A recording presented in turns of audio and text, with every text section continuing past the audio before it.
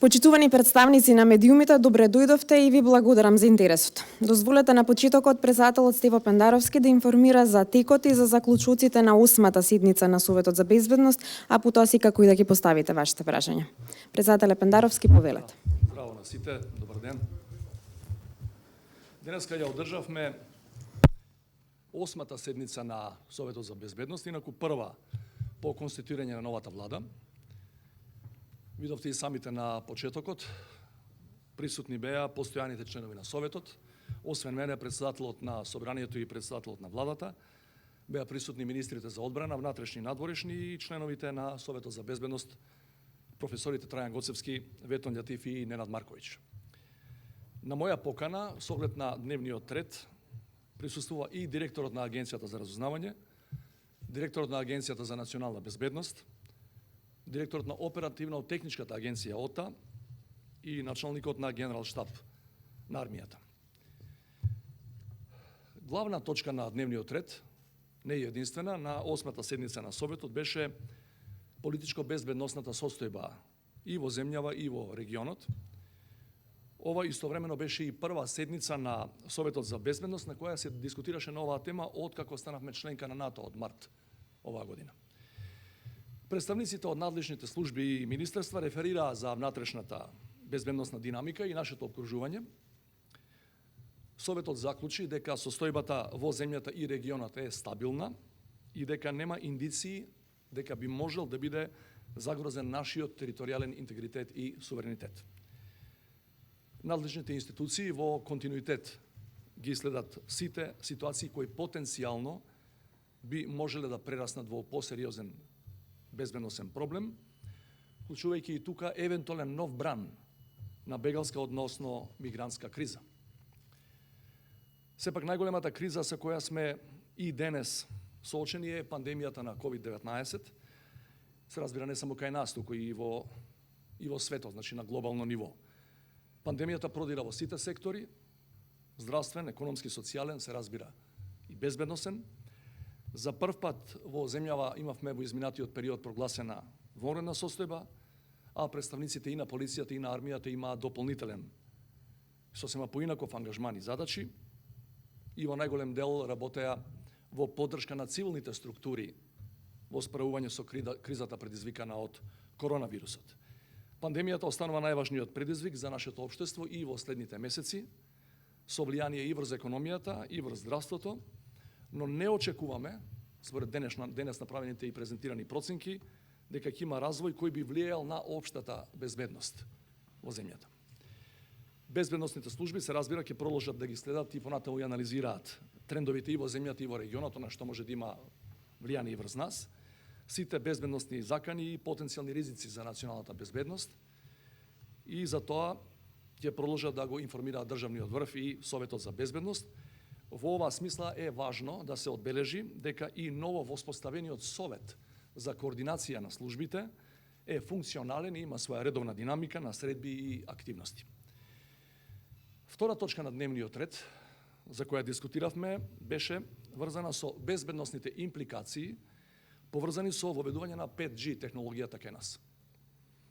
Сега како членка на НАТО сме обврзани стриктно да ги следиме сите безбедносни протоколи на Алијансата, и тоа како во однос на безбедносниот бекграунд на лицата, на луѓето кои работат на чувствителни места во државниот апарат, така и во однос на воведувањето на дигитални технологии и корпорации како нивни носители, кои имаат цели и вредности кои се некомпатибилни со целите и вредностите на Западната алијанса. Во таа смисла беше заклучено дека во овој домен владата и другите надлежни институции треба доследно да ги применуваат правилата и препораките на организацијата, каде што сме веќе членка, се разбира со сите права, обврски и одговорности кои од тоа произлегуваат.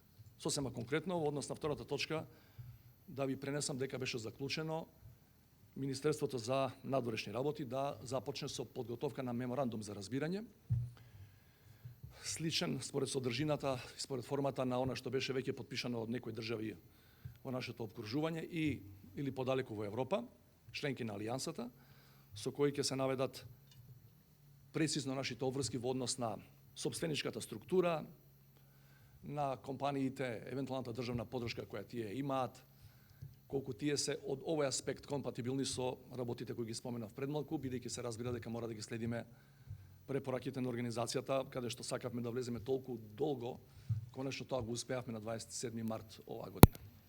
Повелете ако имате прашање. Почитувани новинари, на располагање имате 2 микрофони од вашата лева и од десна страна. Повелете. Повелете.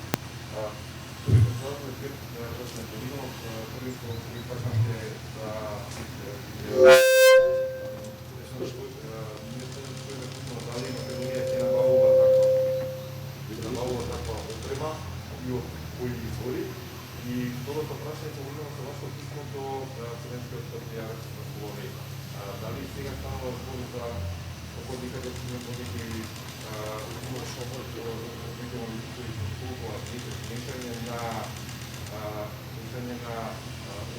световната власт и прошто имали некаков договор со представниците на НОТ-та и заедно со премиерот изпратите, да кажеме така, синхронизирани писма до локални правила со Во однос на првото прашање, да ви кажам дека нашиот Телеком беше пред неколку месеци во фаза на подготовка на тендер за обезбедување на, како се нарекува тоа стручно, или оператори, провайдер на тој тип на услуги. Поради ковид тоа мислам дека се успори, мислам дека не е завршено, но јасно е дека сите оператори во оваа сфера мора да водат сметка за тоа што се наши национални државни интереси и она што се наши национални и државни обврски. Сега како членка на НАТО, тоа го реков, од март наоваму ние имаме сосема поинаква ситуација и статус во однос на набавката на така наречени чувствителни дигитални технологии. Во тој дел одиме прво со меморандум за разбирање кој ќе биде подпишан и потоа со кој ќе биде определена главната, да рекам, политичка магистрала по која ќе се движиме и во која ќе кажеме кој начелно, а ниво на принципи кој може, кој не може да влезе во трка да ја обезбедува таа технологија на територијата на нашата држава. И потоа се разбира после тој меморандум кој е само една политичка декларација со која ќе изразиме нашата политичка волја од каде мислиме да набавуваме таква технологија, потоа ќе треба да се операционализира и да се смени на цела серија закони, бидејќи такви области до сега немавме, не бевме членка на НАТО, сега ќе мора да оставиме тоа и во законите.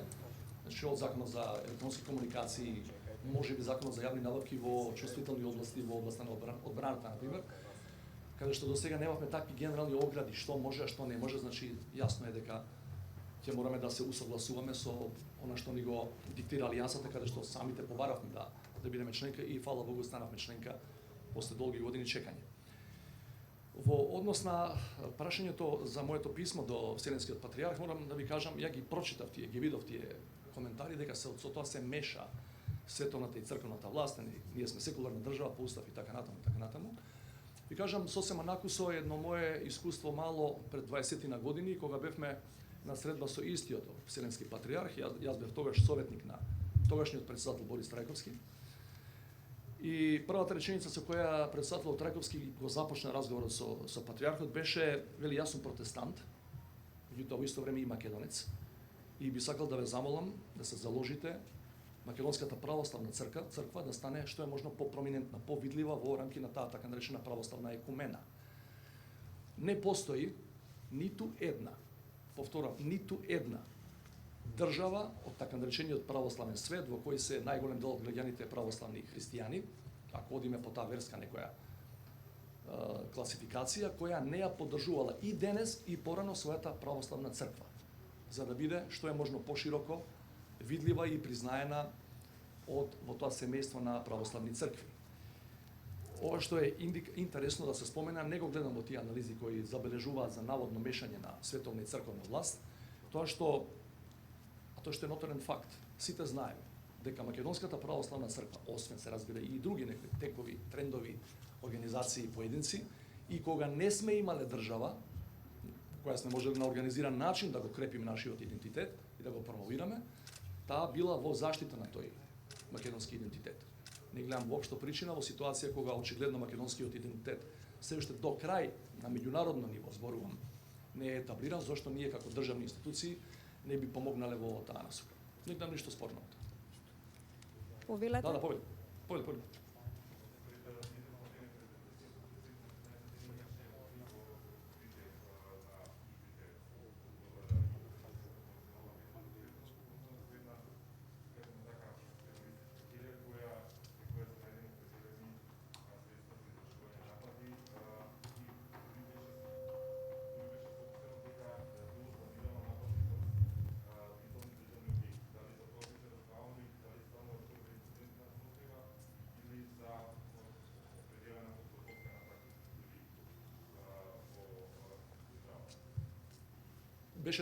Прво стана збор за тоа, се разбира, беа тука и шефовите на служби кои реферираа секој од својот аспект за сите активности кои предходеа за да дојдеме до таков исход во однос на таа група. Знаете дека станува зборам за таа група за лица кои предходно беа поради активности наречени се по измените во кривичниот законник учество во странска војска, што е кривично дело, кои лежеа затвор чинам околу 3 години и по излегувањето од затвор продолжија со тој тип на активности. Инаку да знаете, по дефиниција, тој тип на активности се секој пат инцидентни, како велиш ти, или изолирани.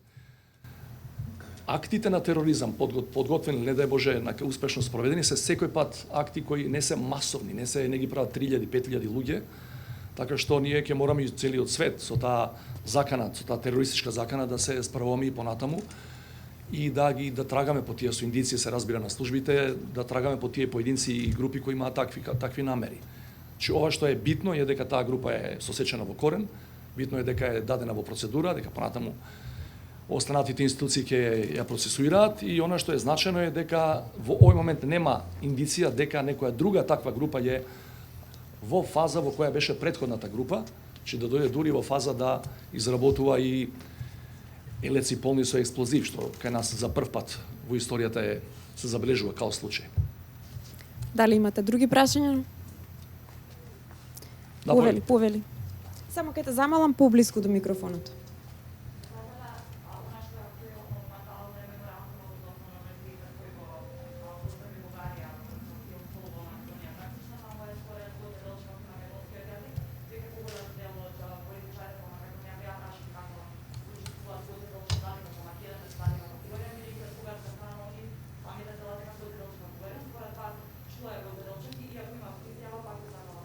Да, јас сум го кажал тоа многу пати, меѓутоа, видите, токму во тоа, во ова што е навидум сега, како што го изложуваш, сосема коректно го изложуваш с позициите на двете страни, она што е навидум што не дели, треба да не спојува. Ја мислам дека тоа е македонски револуционер, кој е еден од најзаслужните за македонската држава, која стана вистина, која се отвори по 1944 година. Меѓутоа, тоа што тие тврдат дека тој е бугарин и се борел за бугарската кауза, е за мене неспорно. Секој има право тоа да го прави. Зошто тоа би бил проблем? Не во однос на евроинтеграцијата, генерално како народи, како граѓани, како државни раководства, како држави, не гледам проблем зошто ако ти го сметаш некого за јунак, да го чествуваш и ти.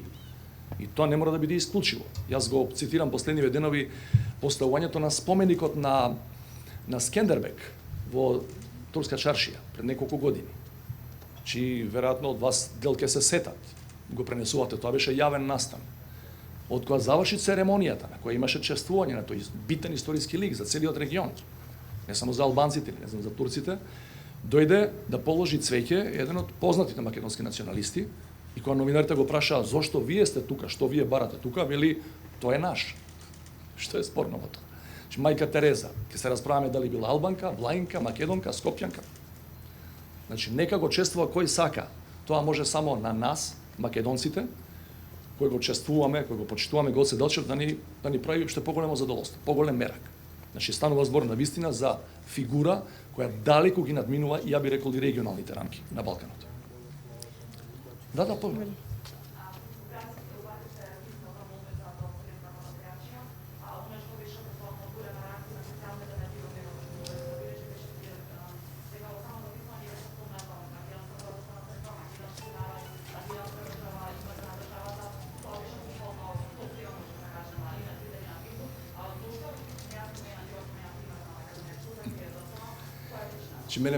Ја ги видов тие реакции, се разбира, и морам да ви кажам дека сум запрепастен.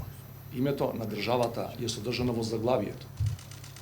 Значи, председателот на оваа и на било која држава, друга, кога пишува писмо до било кого, и во својата држава и надвор, дори има меморандум, пишува Република Северна Македонија, председател. Значи, името на државата, може би некому не му се допаѓа, меѓутоа тоа е според уставот името на нашата држава и Република Северна Македонија. Целото уставно име на нашата држава беше содржано на меморандумот и ја ви кажам дека тој фонд е едно 10 пати поголем од фондот на останатиот дел од писмото. Благодарам. Почитувани новинари? Да, повели. Повели. За тебе во секое време, знаеш. Повели. Дали може би разговаравте за евентуални нови рестрикции, се споменуваат во врска со корона криза, да се разбира во текот на вчерашниот ден веќе беше најавено дали во аспект на безбедност, тоа треба да се подготви, дали разговаравте Јас на претходни совети за безбедност претходни го вика Филипче и сега министер за здравство, ми тоа беше посветено на некои други теми. Не исклучувам дека ќе го повикаме и во иднина на некој друг совет за безбедност, меѓутоа сега мој став во овој момент е од она што го гледам, го гледате сите, и она што го гледам не само кај нас во државата, него генерално во Европа и во светот. Има многу малку држави, многу малку, да не спомнам се Израел и така натаму, кои влегуваат во иста ригидност во однос на мерките како пред 3 или 4 месеци, во кои бевме и ние. Ако ме прашувате денес, ја не би сакал навистина да ситуацијата со ковидот ме демантира. Не можам да поимам дека можеме да се вратиме во ситуација во која ќе има 96 сати полиски час и све затворено. Мислам дека државите мора да имаат стратегија и сигурен сум дека надлежните авторитети кај нас имаат, и ако дојде поголема бројка на заразени, не да може починати, да тоа го решаваат со друг сет на мерки, бидејќи не само економски, што државите таков локдаун не може да издржат. Било која држава, и најјаките економии, туку и луѓето ментално не можат тоа да го издржат. Че јас согласувам негде да затегнеме, негде да попуштиме, меѓутоа на системско ниво, на ниво на цела територија, мислам дека тоа што го поминавме треба да остане во историјата. Доколку немате други прашања, ви благодарам на сите за присуството и на зивени мнението. Благодарам, пријатно.